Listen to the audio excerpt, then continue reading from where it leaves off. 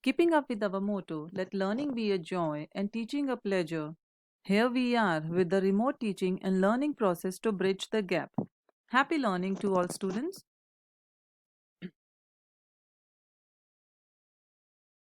Hello students, I welcome you all in today's history session. Today we are going to study chapter number 7 from the history textbook of standard 7th, and the topic for today is the administration of the Swaraj. So till now we have studied about how Shivaji founded Swaraj and had himself crowned as Chhatrapati. Now after his coronation ceremony, he conquered the area of south, and his victory on the south is known as Dakshin Digvijay, which we already discussed in last chapter. Now after this, the Swaraj expanded in the areas of Nasik, Pune, Satara, Sangli, Kolhapur, Sindhudurg, Ratnagiri, Raigad, and Thane districts of Maharashtra, and some parts of Andhra Pradesh and Tamil Nadu states as well. Now, the question was to manage the affairs or work of Swaraj and ensure people's welfare. For this, Shivaji Maharaj set up an efficient administration. So, let's begin and see the Ashtapradhan Mandal, Council of 8 Ministers. So, Ashta here means 8, Pradhan ministers, and Mandal is a council.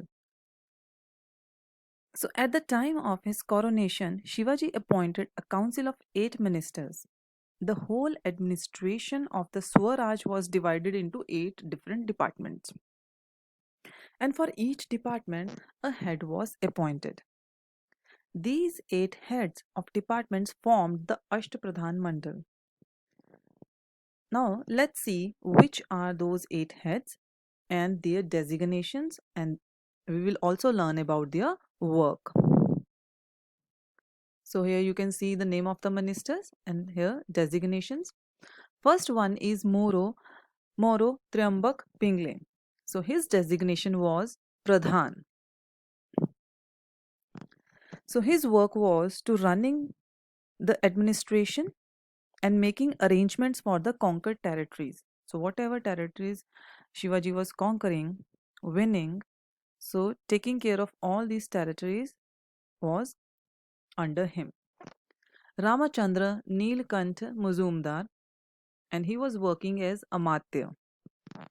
So keeping the accounts of the state, whatever is the expenditure and what is the income which the king was the ruler or the Shivaji Maharaj was collecting through different tax and revenues.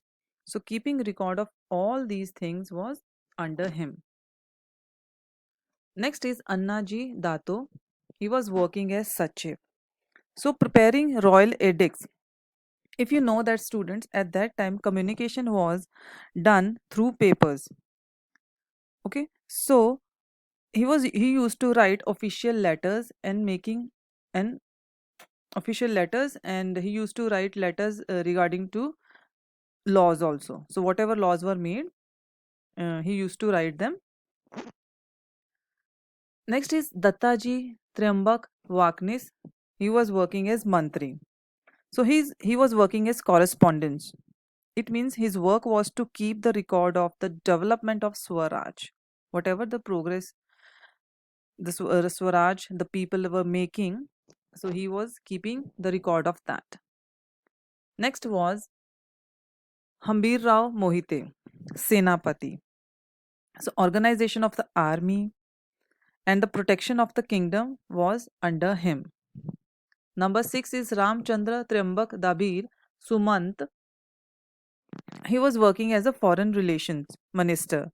So arrangements, his work was to make arrangements of the different travels to other territories, other kingdoms. It means that if Maharaj wanted to travel any other kingdom or any other place, so making arrangement of all those travels was his duty. Next, number 7 is Niraji Ravaji. He was Nyayadhish, dispensing justice. So providing justice to people was under him. Moreshwar Pandit Rao. So he was working as a pandit. It means looking after the religious matters related to any religious religion, worship, all the matters were under him. So students, here it is important to learn that Maharaj alone had the power to appoint ministers or to remove them from their positions. So the ministers were answerable to Maharaj for their administration of their respective departments. So means whatever departments they were having, they were designated. If Maharaj had to ask about the development or any question regarding the development, they had to answer. So in this way, they were answerable.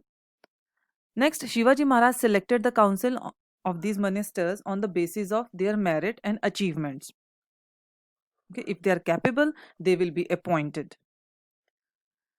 And he did not give them jagirs, watans, gifts, piece of land, nothing. Rather, he used to give these ministers a very good salary. Next, we will see the policy regarding agriculture. Agriculture was the main occupation in the villages, as we all know. So, Maharaj knew the importance of agriculture. That is why he paid attention to the welfare of the farmers. So, for this work, he he gave the responsibility of taking care of all the Department of Agriculture to Annaji Dato. Why? Because he was very capable and very experienced person. So it was his responsibility of organizing the land revenue system. Next, he warned his officer. So Shivaji, he warned his officers not to collect the tax more than the fixed amount. So he also encouraged peasants to bring uncultivated land under cultivation. It means the land which the farmers were not using for growing crops. So Shivaji insisted them to use that land also. And one important thing is, students, if the crop was lost, if farmers were facing any losses due to excessive rain or due to drought means less rain, or maybe sometimes some enemy has attacked on the area and destroyed that village. So in those conditions, Maharaj used to cancel the revenue and taxes. And Maharaj also instructed his officers to provide best quality seeds to the farmers, and he also told them to provide them bullocks, plows, and everything should be of good quality. So it means they were paying full attention, they were taking care of these farmers. Next is village economy of that period. See, as we know that agriculture was the backbone of rural economy. So in villages, many occupations developed to supplement agriculture.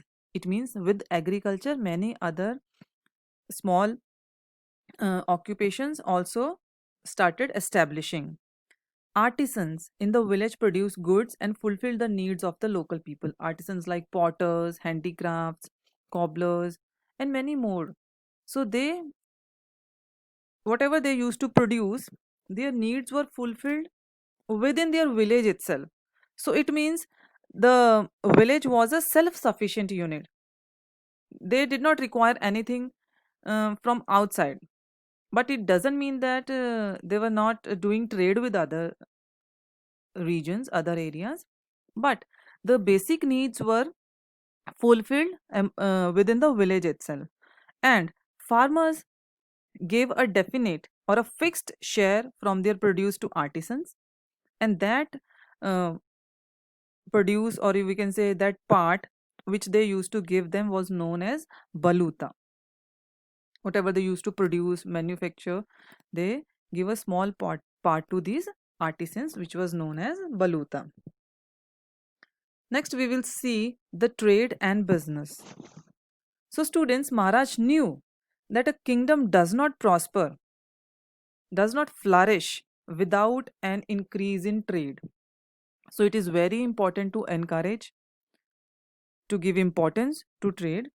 So merchants in his kingdom, in his Swaraj, merchants bring novel goods as also certain necessities into a kingdom. So whatever things were required for the people, for the kingdom, so the merchants used to bring, and goods become available in plenty, in good quantity, huge number. So there was no scarcity of anything in Shivaji's time. So trade prosper, adding to wealth.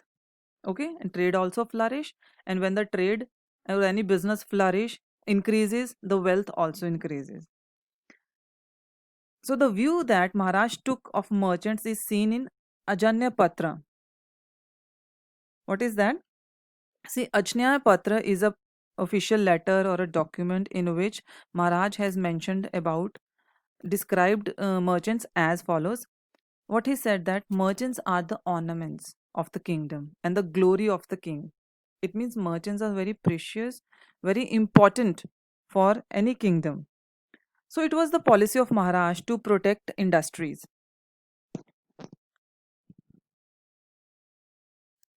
So an excellent example of this is the salt industry. What he did, he protected the salt industry in Konkan area.